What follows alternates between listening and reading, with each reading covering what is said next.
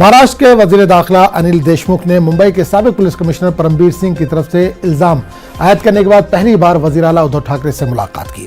वजीर आला की सरकारी रिहाइशगाह पर होने वाली 1 घंटे तवील मीटिंग हुई। वाज़ेह है कि आज रियासती काबीना की मीटिंग होने वाली है। इससे एक दिन कबल देशमुख ने उद्धव ठाकरे से मुलाकात की। इस तनाज़े के मंजराम पर आने के बाद पूरी काबीना पहली बार मिलने वाली है। देशमुख ने वज़ीर आला से मुलाकात की तफसीलात से आगाह नहीं किया। परमबीर सिंह के इल्जामात के 3 दिन गुजरने के बाद ठाकरे ने अभी तक इस मामले पर कोई बयान नहीं दिया है।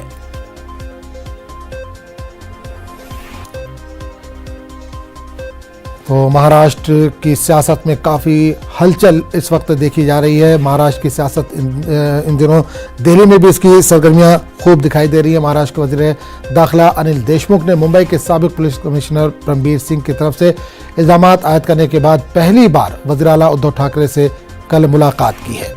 वज़ीर आला की सरकारी रिहाइशगाह पर काफ़ी तवील ये मुलाकात चली। वाज़ेह है कि आज रियासती काबीना की मीटिंग होने वाली है। इससे कबल यानी 1 दिन कबल देशमुख ने उद्धव ठाकरे से खास मुलाकात की है।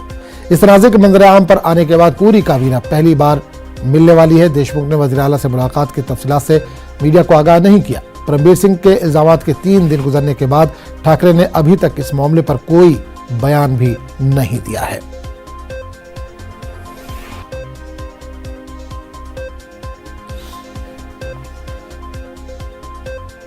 उधर महाराष्ट्र के बीजेपी लीडरान आज रियासत के